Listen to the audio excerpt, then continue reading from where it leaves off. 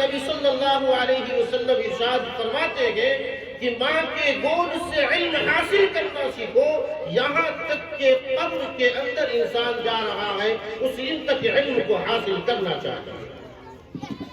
آج ہمارے معاشرے کے اندر ہم یہ دیکھتے ہیں کہ 20 سال 25 سال کا جو آدمی ہے وہ چاہے جس علم کا ماہر ہو، جس کے اندر مہارت رکھتا ہو، اس کو دین والا علم حاصل کرنے کی ضرورت نہیں سمجھتی۔ اس کو چاہیے کہ دین کا علم اس کو سیکھنا چاہیے،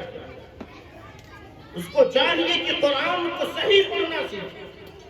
قرآن کے معنی کو اور مفہوم کو سمجھے، اللہ نے کیا کہا ہے قرآن کے اندر، اس قرآن کو ہم سمجھے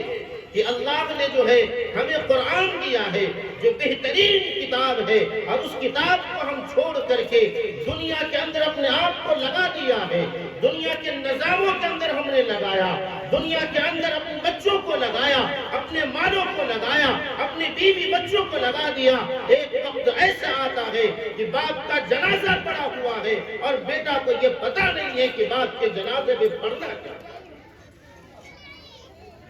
باپ کے جنازے پر پڑھنا کیا ہے، اس بچے کو علم نہیں ہوتا۔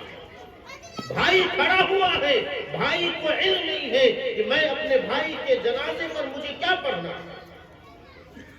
نماز پڑھ رہا ہے، نماز پڑھنے کے اس کو طریقہ نہیں پتا کہ سجدہ کیسے کرنا ہے، سجدے میں کیا پڑھنا ہے، رکوع کیسے کرنی ہے، رکوع میں کیا پڑھا جاتا ہے، ان ساری چیزوں کو ہم کو پتا نہیں ہے۔ میرے بھائیوں اور بزرگوں، ذرا ہمیں یہ تو بتائیے کہ ہمارے لیے اللہ کتنا بڑا مہربان ہے، اللہ اپنی ذمہ داری کو نبھا رہا ہے، اللہ کھانا دے رہا ہے، اللہ کی ذمہ داری ہے، اللہ کپڑا پہنا رہا ہے، اللہ کی ذمہ داری ہے، اللہ نے صحت عطا فرمائی ہے، اللہ رہنے کے لیے گھر دیا ہے، یہ اللہ کی ذمہ داری ہے۔ کیا ہم اس ذمہ داری کو پورا کر رہے ہیں؟ کیا ہم نماز پڑھتے ہیں، روزہ رکھ رہے ہیں، زکوٰۃ دیتے ہیں، ماں باپ کی فرما برداری کرتے ہیں یا نہیں کرتے ہیں؟ تو ہم کو یہ سیکھنا ہوگا، ہم کو یہ سمجھنا ہوگا کہ اگر ہم اس میں کہیں پر کمی کر رہے ہیں تو ہم کو چاہیے کہ اللہ کے لیے ان ساری چیزوں کو پورے کرنے کا اپنے آپ کو لگا دینا چاہیے، اپنے آپ کو اس پر لگانا چاہیے، فکر کرنی چاہیے کہ آج ہمارا یہ حال ہے، کل ہماری زندگی اس وقت تک ختم ہونے تک جا چلی جائے گی جہاں پر ایک مدت تک انسان کوئی کام کے لیے نہیں رہ جاتا۔ اس کو چاہیے کہ آج آپ کی زندگی ہے، آپ کو یہ چاہیے، آپ کے بدن کے اندر اللہ نے قوت عطا فرمائی ہے، سوچنے سمجھنے کی صلاحیت عطا فرمائی ہے، تو ہم کو چاہیے کہ اپنے بچے کو، اپنی بچیوں کو وہ دین سے آراستہ کرے، وہ دین کی تعلیم اس کو دے کہ وہ اللہ کو بھی پہچانے اور آپ کی وہ خدمت گزاری بھی کرے اور آپ کی فرما برداری بھی کرے اور آپ کو اس راستے پر لے کر کے جائے جس طریقے سے اللہ کے نبی جناب محمد الرسول اللہ صلی اللہ علیہ وسلم نے ارشاد فرمایا کہ اگر کوئی بچہ اگر حافظ بن جاتا ہے تو اس کے ماں باپ کو اللہ تبارک و تعالی ایسا تاج پہنائے گا کہ جو چاند اور سورج سے زیادہ خوبصورت ہوگا، جو چاند اور سورج سے بھی زیادہ خوبصورت۔ آپ اس بات سے اندازہ لگائیے، ایک بچہ جو ہے وہ حافظ بنا، اس مدرسے کے اندر جب ماں باپ جاتے ہیں، دوست احباب اس کے جاتے ہیں، تو اس کو یہ لگتا ہے کہ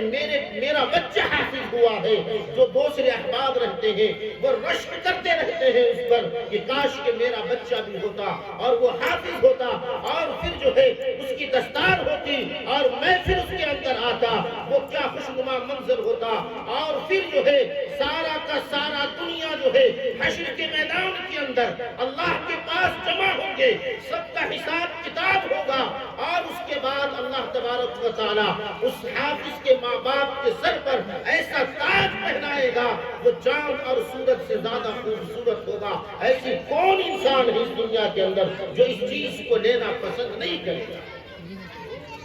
لیکن آج ہمارے معاشرے کے اندر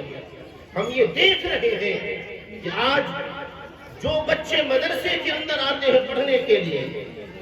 اس بچے کو مختصر سا وقت دیا جاتا ہے، 2 گھنٹے 1.5 گھنٹے، اور اس کے بعد اگر تاخیر سے چھٹی اگر ہو جاتی ہے تو ماں باپ آ کر کے کہتے ہیں کہ میرے بچے کا اسکول کا وقت خراب ہو رہا ہے، آپ اسے چھٹی دے دیجیے۔ میرے بھائی اور بزرگوں، اس بات کو یہ سمجھ لیجئے کہ دنیا کی ہر تعلیم جو ہے اپنے لیے وقت کے اعتبار سے اس کی اہمیت، اس کی عظمت ختم ہو جاتی ہے، لیکن یہ جو تعلیم آپ نے اپنے بچوں کو دلائی ہے، قرآن کی تعلیم ہو، حدیث کی تعلیم ہو، اور اللہ کے نبی صلی اللہ علیہ وسلم کی سنت اس کی زندگی کے اندر آئی ہے، قرآن کی تلاوت کرنا اس نے سیکھا، قرآن کے حدیث کو پڑھنا اس نے سیکھا، قرآن کی تلاوت اس نے کی، تو آپ اس بات کو یہ سمجھ لیجئے کہ وہ بندہ جو ہے اپنے لیے بھی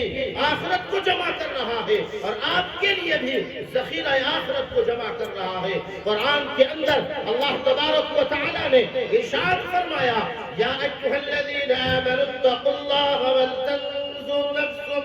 نفس ما قدمت لغد واتقوا اللہ ان اللہ خبیر بما تعملون۔ اللہ یہ ارشاد فرما رہا ہے، اللہ ہم سے یہ بات کہہ رہا ہے کہ اے ایمان والو اللہ سے ڈرتے رہو۔ اب مسئلہ یہ ہے کہ اللہ سے کیسے ڈرا جائے، اللہ سے کس طریقے سے ڈرنا چاہیے۔ تھوڑی سی بات میں وضاحت کے طور پر آپ سے یہ بات کہنا چاہتا ہوں کہ جب دل کے اندر یہ بات آ جائے کہ اب مجھے اللہ سے ڈرنا ہے، اب مجھے پتا نہیں کہ کیسے اللہ سے میں ڈروں، تو آپ کو چاہیے، ہم کو یہ چاہیے کہ سب سے پہلے یہ دیکھنا ہے کہ آپ کے دل کے اندر گناہ کا وسوسہ آیا، شیطان نے دل کے اندر وسوسہ ڈالا کہ یہ گناہ کر لو، یہ فلم دیکھ لو، تمہارا وقت گزر جائے گا، تو سب سے پہلے دل سے یہ کہنا ہے کہ اے میرے دل، اے میرے قلب، آپ مجھے کہہ رہے ہو کہ فلم دیکھ لو، ذرا یہ کہو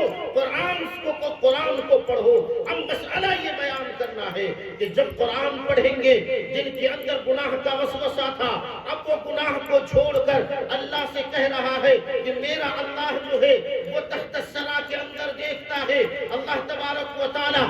ساری دنیا کو دیکھ رہا ہے، رات کے اندھیروں میں بھی دیکھتا ہے، دن کے اجالوں میں بھی دیکھتا ہے۔ تو اب مسئلہ یہ سمجھ میں آیا کہ گناہ سے ڈرنا یہی ہے کہ اللہ سے ہم ڈر گئے، اب مجھے گناہ نہیں کرنا کیونکہ اللہ مجھے دیکھ رہا ہے۔ جب دل کے اندر یہ بات آ جائے، جیسے کوئی انسان سود خوری کر رہا ہے، اب اللہ کا خیال آیا کہ یہ سود لیتے ہوئے اللہ مجھے دیکھ رہا ہے، زنا کرتے ہوئے یہ بات خیال میں آیا کہ اللہ مجھے دیکھ رہا ہے، چوری کرتے ہوئے اس کے دل کے اندر یہ خیال آیا کہ میرا اللہ مجھے دیکھ رہا ہے، چوری کرتے ہوئے یہ خیال آیا کہ اللہ مجھے دیکھ رہا ہے، بس یہ بات اس کو سمجھ میں آ جائے تو آپ یہ بات سمجھ لیجئے کہ یا ایھا الذین آمنوا اتقوا اللہ، اے ایمان والو اللہ سے ڈرتے رہو، اسی کا نام ڈر ہے۔ اب مسئلہ یہ ہے کہ یہ ڈر اس کے دل کے اندر کب آئے گا، تو یہ سمجھ میں آیا کہ پہلے اس کو قرآن کی تعلیم دیجئے، اس کو اللہ کے نبی صلی اللہ علیہ وسلم کی سیرت اس کو بتائیے کہ شراب پینا اس کے لیے حرام ہے،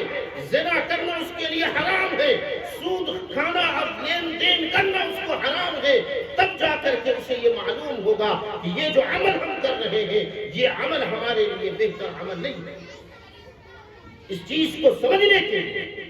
قرآن کی تعلیم ضروری ہے، اللہ کے نبی کی فرمان ہمارے لیے پڑھنا اور سیکھنا ہمارے لیے ضروری ہے۔ چھوٹے چھوٹے بچے مدرسے کے اندر آ رہے ہیں، سینے کی طرف قرآن کو لیے ہوئے ہیں، بڑا عجیب منظر ہوتا ہے، چھوٹا چھوٹا بچہ، اس کے چہرے پر اس کا چہرہ صاف نہیں ہوتا، لیکن وہی چھوٹے چھوٹے بچے کو آپ کسی اسکول کے گیٹ پر جا کر کھڑے ہو کر دیکھیے، وہی مسلمان کا بچہ جو مدرسہ آیا تھا اس کی شکل آپ دیکھ لیں، اور کچھ دیر کے بعد وہی بچہ اسکول جانے کی تیاری میں ہے، اس کے چہرے پر خوبصورت پاؤڈر سا لگا ہوا ہے، اس کے چہرہ صاف ہے، اس کا کپڑا جو ہے بالکل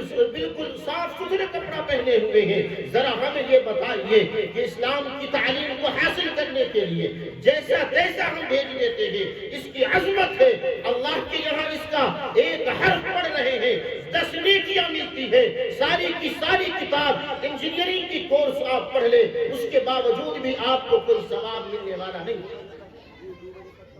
لیکن علم دنیا کے اندر ضروری ہے. یہ علم بھی حاصل کرنا دنیا کے اعتبار سے ضروری ہے. جاہل نہیں رہنا. کہنے کا مطلب یہ ہے کہ سب سے پہلے اپنے بچوں کو ایمان کی تعلیم دے, قرآن کی تعلیم اسے دے, حدیث کی تعلیم اسے دے کہ یہ ہمارا بچہ جو ہے کسی بھی محاذ پہ رہے گا, کسی بھی فیلڈ میں رہے گا, کہیں پہ بھی کام کرتا رہے گا, وہ نماز کو ترک نہیں کرے گا, روزہ کو ترک نہیں کرے گا, اس کی تربیت اچھی ہوگی. آپ نے بارہا دیکھا ہوگا کرکٹر بہت سارے ایسے ہیں جو گراؤنڈ کے اندر نماز پڑھتے ہوئے رہتے ہیں. آخر اس کو یہ بات کس نے سمجھائی؟ اتنی لگژری لائف جینے کے باوجود بھی وہ ایسی زندگی جی رہے ہیں کہ کہیں پہ نماز کا وقت ہوا, نماز اس نے پڑھ لی. آخر اس کی وجہ کیا ہے؟ اس کے دل کے اندر یہ عظمت بیٹھ چکی ہے کہ میرے ماں باپ نے مجھے یہ تعلیم دی ہے کہ نماز اللہ نے میرے اوپر فرض کر دیا. آج ہمارے معاشرے کے اندر ہم یہ دیکھ رہے ہیں چھوٹی چھوٹی بچیوں کو آپ ایسی ایسی چیز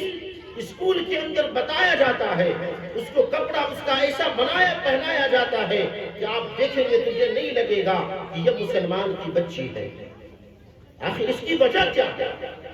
ہم نے جس طریقے سے ہم کو محنت کرنا چاہیے ہم وہ محنت کرنا چھوڑ دیے. ہم کو جس طریقے سے محنت کرنا چاہیے, ہم کو جس طریقے سے اس کو راستہ بنانا چاہیے, آج ہم کوئی کام کرنے لگتے ہیں تو کوئی آدمی آ کر آگے سے پاؤں کھینچتا ہے, کوئی پیچھے سے کھینچ رہا ہے. میرے بھائیوں اور بزرگوں, اس بات کو آپ سمجھ لیجئے, دین کا کام کرنا بھی ثواب ہے, اس کا تعاون کرنا بھی ثواب ہے, اس کا راستہ بتانا بھی ثواب ہے, اور اس راستے پہ چلنا اور چلانا یہ دونوں ثواب کا کام ہے. میں حیدرآباد سے کرناٹک سفر کر رہا تھا. ہمارے بازو میں ایک مولانا تھے جو بدعتی مولانا تھے. تھوڑی سی بات میں وضاحت کرنے کے لیے بات کہہ رہا ہوں, اور میرا یہ وضاحت یہی تھا. تو اس نے مجھے یہ بات کہی کہ مولانا ایک چیز مجھے سمجھ نہیں آ رہی ہے کہ آپ جو ہے ایمان والے کو ہی ایمان والا کیسے بنا رہے ہیں. تو میں بولا بات مجھے سمجھ میں نہیں آئی. اس نے کہا کہ آپ لوگ جو ہے یہ لے کر کے مسجد جا کر کے جو ہے آپ مسلمانوں کو کلمہ پڑھا رہے ہیں اور اس کے ساتھ وقت گزار رہے ہیں. تو میں نے ایک بات اس سے کہا مثال کے طور پر بات وضاحت کرنے کے لیے کہ مسئلہ یہ ہے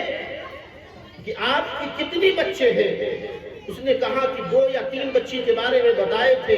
پھر میں نے ان سے سوال کیا آپ کے بچے کی کتنی کی شادی ہو گئی ہے؟ انہوں نے کہا کہ 1 یا 2 کی شادی ہوئی ہے. پھر میں نے ان سے سوال کیا کہ آپ اپنے دوست احباب کو, عزیز و اقارب کو, رشتہ داروں کو, گاؤں محلے کو, سماج کو آپ نے کیوں بلایا تھا؟ تو اس نے یہ بات کہی, مولانا نے یہ بات کہی کہ میں نے اس سے یہ بات اسی لیے بلایا تھا کہ وہ آ کر کے اس کے خوشی میں خوش ہوں گے اور اسے دعا دیں گے, اسی لیے میں نے ان سے بلایا تھا. اب میرا مسئلہ حل ہوا اور میں نے ان سے یہ بات کہا کہ ذرا یہ بات آپ مجھے بتائیے کہ ایک اللہ کے پاس جا بھی رہا ہے اور ایک کو لے کر کے بھی جا رہا ہے, تو آپ یہ مجھے بتائیے کہ میرا اللہ کتنا خوش ہوگا کہ ایک تو خود بھی آیا ہے اور ایک کو لے کر کے بھی آیا ہے. تو اس بات سے میرا اللہ کتنا خوش ہوتا ہوگا کہ سارے کام کو چھوڑ کر کوئی فلم کے لیے, کوئی میچ دیکھنے کے لیے, کوئی گھومنے کے لیے وقت کو نکال رہا ہے.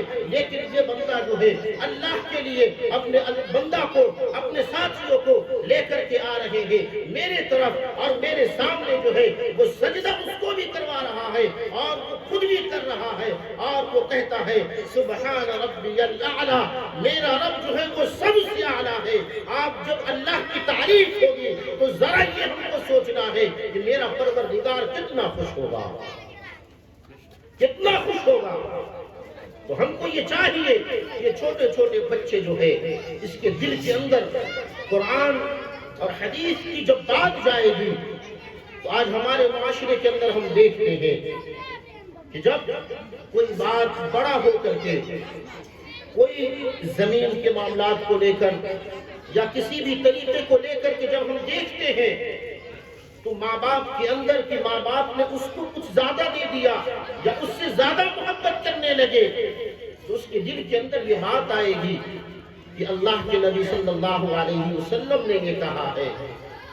کیا کہا اللہ کے نبی صلی اللہ علیہ وسلم نے؟ الجنت تحت اقدام الامہات، کہ ماں کے قدموں کے نیچے جنت ہے۔ جب ان کے قدموں کے نیچے جنت ہے تو میں اگر ان سے ناراض ہو کر ان کو اگر تھوڑا سا زبان اگر اوپر کر کے بول دیا کہ اف ولا تنہرہما، کہ ماں کے سامنے تم اف تک بھی نہ کرو۔ اب مسئلہ یہ ہے کہ جب میں اس کی تفسیر پڑھ رہا تھا تو ہمارے استاد نے یہ بات کہی تھی کہ اف کا مطلب تم سمجھتے ہو، اف عربی لفظ میں سب سے چھوٹے لفظ کو کہا جاتا ہے۔ اب اف لفظ کی تفسیر ہمیں سمجھاتے ہیں۔ ہمارے استاد محترم بیان کرتے کرتے ہم لوگوں کو بتایا کہ جب تم سفر میں جاتے ہو، کسی کپڑے پر گرد و غبار لگ جاتا ہے تو اس کو تم کس طریقے سے صاف کرتے ہو؟ تو بتایا اشارے کر کے اس طریقے سے پھونکتے ہیں، اس طریقے سے اپنے ماں باپ کو اف بھی تم کو نہیں کہنا۔ اب اس بات کو سمجھنا ہوگا کہ جب یہ اف ہم کیوں کب نہیں کہیں گے؟ جب اس کے دل کے اندر قرآن ہوگی، اس نے قرآن کو پڑھا ہوگا، اس نے حدیث کو پڑھا ہوگا، اس نے اللہ کے نبی صلی اللہ علیہ وسلم کے طریقے کو پڑھا ہوگا کہ میرے نبی نے یہ بات بتائی ہے کہ ماں کے قدموں کے نیچے جنت ہے، تو اب جنت کو میں ناراض نہیں کر سکتا۔ میری ماں جس حال میں خوش ہے میں بھی اسی کے خوشی میں خوش ہوں۔ اب مسئلہ یہ آیا کہ جب ان ساری چیزوں کو ہم نچوڑتے ہیں تو یہ چیز ہمیں سمجھ میں آتی ہے کہ ان ساری چیزوں کے لیے تعلیم کا ہونا بہت ہی ضروری ہے۔ تعلیم کا ہونا بہت ضروری ہے۔ چھوٹے چھوٹے بچے کو آپ دیکھیے گاؤں کے اندر یا شہر کے اندر جا کر کے چھوٹے چھوٹے بچے کو آپ جو ہے انگلش کے بارے میں آپ سوال کریں، آپ کو بچہ خوبصورتی کے ساتھ آپ کو جواب دے گا، لیکن آپ کسی بچے سے، مسلمان بچہ سے جو مدرسے کے اندر جا رہے ہیں، یا اس بچے سے آپ کلمہ پڑھ رہے ہیں، وہ شرما رہا ہے، وہ ایسے سوال کا جواب دے گا، اس کو لگتا ہے کچھ نہیں آتا۔ میرے بھائیو اور بزرگوں، جیسا ہم کو محنت کرنا چاہیے ویسا ہم کہیں نہ کہیں چوک کر رہے ہیں۔ اس کی وجہ سے ہماری ماں اور بہنیں اور ہمارے معاشرے کے اندر یہ جو چل رہا ہے، کالج اور یونیورسٹی کے اندر یہ نظام جو چل رہا ہے، میرے نبی نے تو یہ بات کہی ہے کہ تم جو ہے اپنے بچیوں کو اکیلے بازار نہیں بھیجو، لیکن ہم اکیلے کالج یا یونیورسٹی کے اندر بھیج رہے ہیں۔ 10 دن پہلے کی بات آپ کو بتاتا ہوں، میں ٹویٹر اکاؤنٹ پر یہ دیکھا کہ ایک آدمی جو ہے وہ ایک بچی کو 3 آدمی پکڑ رہا ہے اور پکڑ کر کے لے کر کے اسے چلا گیا۔ اب ذرا یہ بتائیے کہ اگر اس بچی کے دل کے اندر اللہ کا خوف ہوتا، اللہ کی جو ہے اس کو محبت ہوتی، تو وہ گھر سے نہیں نکلتی، اس کے دل کے اندر یہ بات ہوتی کہ میرے ماں باپ کی عظمت ہے، میرے ماں باپ کو میں کیا منہ دکھاؤں گی، میرے ماں باپ اس محلے میں رہتے ہیں، اس محلے کے اندر میرا باپ کیسے سر اٹھا کر کے چلے گا، میرا بھائی جس محلے میں رہتا ہے اس محلے کے اندر میرا بھائی کیسے سرخرو ہو کر کے چلے گا۔ میرے بھائی اور بزرگوں، میں نے اخبار میں اسی کو پڑھا کہ 3 دن تک وہ درندوں نے اس کے ساتھ زنا کرتا رہا، اس کے ساتھ بلاکار کرتا رہا، اور 3 دن کے بعد جو ہے اسے مار کر کے پھینک دیا۔ ذرا ہمیں یہ بتائیے کہ اگر قرآن کی اگر اس کے اندر تعلیم ہوتی تو وہ اپنی عفت کی، اپنی عزت کا وہ جو ہے خود حفاظت کر سکتی تھی، وہ گھر سے نہیں نکلتی، وہ یہ بات کہتی کہ نامحرم سے بات کرنا بھی گناہ ہے اور جو ہے اس کو دیکھنا بھی گناہ ہے، اور گھر سے نکلنا تو دور کی بات ہے۔ لیکن ہم اپنے معاشرے کے اندر اس چیز کو زیادہ فروغ دیتے ہیں۔ گھر سے آج نکلتے ہیں، بچیاں نکل رہی ہے، ماں باپ اس کے پرواہ نہیں ہے، چھوٹی چھوٹی بچی جو ہے موبائل چلا رہی ہے، اس کی ماں باپ کو پرواہ نہیں ہے۔ ذرا ہمیں یہ بتائیے کہ اس بچوں کو، ان چھوٹی چھوٹی بچیوں کو یہ کون تعلیم دے رہا ہے کہ اس کے اندر یہ فائدے ہیں، اس کے اندر یہ فائدے ہو رہے ہیں؟ کہ اس کی وجہ یہی ہے کہ ہم نے ان ساری چیزوں کو نظر انداز کر دیا ہے۔ آج ہم اپنے آپ کو ماڈرن طریقے سے زندگی گزارنے میں لگایا، اپنے آپ کو جو ہے اس دہلیز پر لے کر کے جا کر کے کھڑے ہو گئے کہ آج ہمارے معاشرے کے اندر، شہر کے اندر، شہر تو شہر ہے، گاؤں کے اندر بھی یہ ہوا چل رہی ہے کہ آج جو ہے بچیوں جو ہے ایک غیر محرم غیر مسلموں کے کے ساتھ بھاگ رہی ہے۔ میرے بھائیوں اور بزرگوں، مولانا سجاد نعمانی مقدس اللہ العالی کی بات میں آپ کو بتاتا ہوں، یہ 2024 کی رپورٹ انہوں نے بیان کی ہے کہ تقریباً جو ہے 2024 کے اندر 40 سے 45 ہزار مسلمان کی بچیوں نے غیر مسلموں سے شادی کر دی۔ اس کی ذمہ دار کون ہے؟ اس کی وجہ کیا ہے کہ ہمارا معاشرہ جو ہے شادی کو اتنا مشکل کام کر دیا، دہیج کو عام کر دیا، اور اللہ کے نبی صلی اللہ علیہ وسلم کو فرمان کو اس نے بلا دیا۔ شادی کو آسان کرنا چاہیے، اس سے زیادہ مشکل کر دیا اس نے۔ اور جو ہے آج جس طرف یتیم اور بیوہ اور مسکین جو ہے وہ اپنی زندگی کو گزارنے پر اپنے اس طریقے سے زندگی کو گزار رہے ہیں، میرے بھائیوں اور بزرگوں کیا بات بتاؤں آپ کو میں، کس درد کے ساتھ آپ کو بتاؤں کہ انسان زندگی کو گزارتا ہے لیکن اپنے آپ کو یہ دیکھے کہ میرے بعد جو آنے والا وقت ہے وہ کیسا ہوگا، اس کو سوچ کر کے آج ہم اس طریقے کا فیصلہ کریں۔ جتنا ہو سکتا ہے آپ اس بات کو دیکھیں، آج وہ یہودی اور نصرانی کے اندر آپ دیکھیں تو وہ عبادت خانے کے اندر جا کر کے شادی کرتا ہے، اس کو وہاں پہ جا کر کے شادی کرنی پڑتی ہے، اس کے علاوہ کوئی دوسرا راستہ نہیں ہے۔ مسلمانوں کے اندر جہاں پاتے ہیں وہاں وہ نماز بھی پڑھ لیتے ہیں، جہاں پاتے وہاں نکاح بھی ہو جاتی ہے، کیونکہ یہ دین جو ہے آسان ہے، مشکل نہیں ہے۔ تو مسئلہ یہ ہے کہ یہ دین کو آسان ہم کو بنانا ہے۔ اللہ نے تو کہا ہے یہ دین تمہارے لیے آسان ہے اور اس پر عمل کرنا بھی آسان ہے، ہم نے مشکل کر دیا۔ کہ میں نے ایک شخص مجھے یہ بات کہہ رہا تھا، بات چلتے چلتے یہاں تک پہنچی کہ میں نے اپنے بیٹا کو پڑھایا ہے، اس کے پیچھے تقریباً 15 لاکھ روپیہ کا صرفہ ہے، آپ مجھے بتائیے یہ 15 لاکھ روپیہ مجھے کون دے گا؟ کیونکہ بچیے سے باپ سے کسی بھی شکل میں لیا جاتا ہے، دہیج کی شکل میں ہو، سامان کی شکل میں ہو، تو آپ مجھے یہ بتائیے یہ مسلمانوں کا طریقہ ہے؟ آپ یہ بتانا ہوگا، ہم کو سمجھنا ہوگا کہ ہم ایمان والے ہیں، ہم اس طریقے سے اگر زندگی کو گزاریں گے تو آنے والا وقت جو ہوگا 20 سال کے بعد، 25 سال کے بعد، 50 سال کے بعد جو زندگی آئے گی، جو لوگ آئیں گے ان کی زندگی کا کیا ہوگا؟ وہ زندگی کو کیسے زندگی گزاریں گے کہ پہلے کے لوگوں نے اس طریقے سے زندگی گزاری ہے اور ہم ان کے نقش قدم پر چلتے چلے جا رہے ہیں۔ تو یہ ساری خرافات ہماری زندگی کے اندر جو آ رہے ہیں یا بچیوں کے اندر ہے، ان ساری بات کا یہ جو رکاوٹ بن رہی ہے اس کے اندر صرف اتنی سی بات اس کے دل کے اندر ڈال دینا ہے۔ چھوٹے چھوٹے بچی، چھوٹی چھوٹی بچی جو قرآن پڑھ رہی ہے، اس کے دل کے اندر دنیا کی محبت کیسے آ رہی ہے، لوگوں کی محبت کیسے آ رہی ہے، کہیں ہم اس چیز کو اس کے دل کے اندر نہیں ڈال پا رہے ہیں۔ میں نے کسی کتاب کے اندر پڑھا ہے کہ ایک اللہ والے راستے سے گزر رہے تھے، انہوں نے دیکھا کہ ایک بچہ اخروٹ سے کھیل رہا ہے اور ایک بچہ جو ہے وہ کنارے پر بیٹھ کر کے رو رہا ہے۔ تو اس سے پوچھا، تقریباً یہ بہلول دانا رحمت اللہ علیہ کا واقعہ ہے، انہوں نے یہ بات کہی کہ سب کھیل رہا ہے، تمہارے پاس اخروٹ نہیں ہے، اس کی وجہ سے تم رو رہے ہو۔ تو وہ بچہ یہ بات کہنے لگا کہ میں اسی لیے نہیں رو رہا ہوں، میں نے کل ایک مولانا سے یہ بات کہی، سنا ہے کہ کل قیامت کے دن چھوٹے چھوٹے بچے، چھوٹے چھوٹے اس طریقے سے جو لوگ ہوتے ہیں، میری ماں جب آنچ جلاتی ہے تو دیکھتا ہوں میں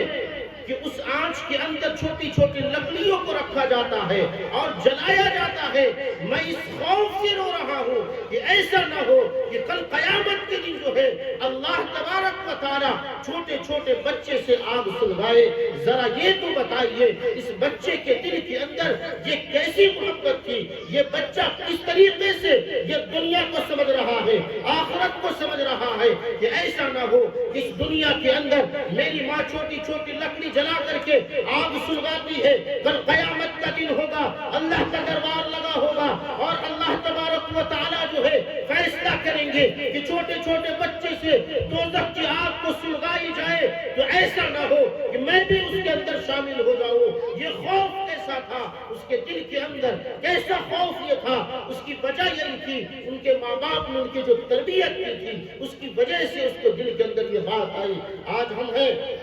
ہم فخر سے کہتے ہیں, ہمارے اندر بہت سارے ایسے احباب بیٹھے ہیں, نماز کا وقت ہوگا ان سے آپ کہیے گا کہ نماز پڑھنے چلیے, وہ یہ بات کہے گا کہ میرا بدن گندا ناپاک ہے. میرے بھائیوں اور بزرگوں, سینے میں ایمان بھی ہو, زبان پہ کلمہ بھی ہو اور جسم بھی گندا ہو, یہ کیسا ہو سکتا ہے؟ حضرت اسود صحابی ہے, کچھ پل میں نکاح کا منظر ہونے والا, منادی نے یہ آواز لگائی انفروا فی سبیل اللہ, کہ اللہ کے راستے کے اندر جہاد کے لیے نکلو. صحابی نے کیا کیا؟ صحابی نے کیا کیا؟ وہ سارے کے سارے خوشیوں کو چھوڑ کر تلوار اور زرہ لے کر کے میدان جہاد کے اندر چلے جاتے ہیں. آخر یہ بھی تو محبت ہے. آج ہم سے ایسی محبت کہ بستر پر سے اٹھ کر کے فجر کی نماز, ظہر کی نماز, عصر کی نماز, ایک ایک ہفتے کی نماز قضا ہو رہی ہے. آخر اس کی وجہ کیا ہے؟ ہم نے اللہ سے ڈرنا بند کر دیا. جس دن اللہ سے ڈرنا شروع کر دیں گے بستر پر نیند نہیں آئے گی, بستر پر نیند نہیں آنے والی ہے. آپ بڑے بڑے ڈاکٹر کو دیکھیں جس کے پاس خربوں اربوں روپیہ ہے, جو دوا نیند کی دوا کھا کر کے سو رہے ہیں, اس کو نیند میسر نہیں ہے. لیکن اللہ کا کتنا بڑا احسان ہے کہ ہم کھانا رات کا کھاتے ہیں, بستر پر جاتے ہیں, نیند آرام سے آ جاتی ہے. اس کے باوجود بھی جو ہے ہم یہ سوچ رہے ہیں کہ ہم کہاں پر ہیں, اور ہمارا مسئلہ یہ ہے کہ ہم ان ساری چیزوں کو چھوڑے بیٹھے ہیں جو ہمارے لیے فرض ہے, اور ان ساری چیزوں کو چھوڑ کر ہم اس طرف جا رہے ہیں جہاں پر ہمارے لیے نقصان ہی نقصان ہے, صرف اور صرف نقصان ہے. ہم اللہ سے ڈرنا بند کر دیے, گناہ کرتے ہیں, گناہ کرنے پر شرمندگی نہیں ہوتی, دل یہ بات نہیں کہتا کہ یہ گناہ کا عمل کر رہے ہیں. آخر اس کی وجہ کیا ہے؟ ہمارے دلوں کے اندر وہ چیز نہیں ہے جس طریقے سے دل ڈرنے والا ہونا چاہیے. ہمارے دلوں کے اندر وہ زنگ لگ چکے ہیں, زنگ آلود قلب بن چکا ہے. اس کی وجہ سے جو ہے ہم جو ہے اپنے دل کو یہ نہیں سمجھا پاتے ہیں کہ نماز فرض ہے, روزہ اللہ نے فرض کر دیا, حج فرض کر دیا ہے, سود کو حرام کر دیا ہے, زنا کو حرام کر دیا ہے, شراب کو حرام کر دیا ہے. ان ساری چیزوں کو ہم عمل کرتے ہیں اور گناہ کرنے سے کوئی فرق نہیں پڑ رہا. تو میرے بھائی